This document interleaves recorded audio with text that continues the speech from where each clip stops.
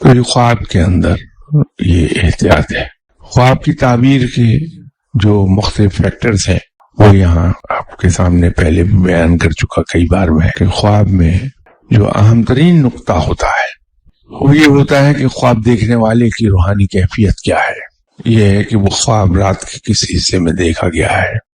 اس میں وقت کے بارے میں تو میں ایک رول آف تھم جسے ہم کہہ سکتے ہیں وہ میں بیان کر سکتا ہوں.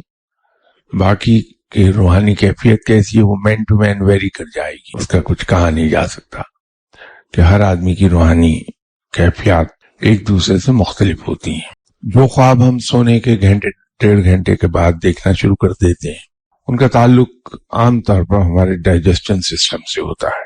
جو ہم خواب تہجد سے ذرا پہلے وقت میں دیکھتے ہیں، رات کے تیسرے پہر میں کہیے آپ، ان کا تعلق ہماری اپنی سوچوں سے ہوتا ہے، اپنے ذہن سے ہوتا ہے.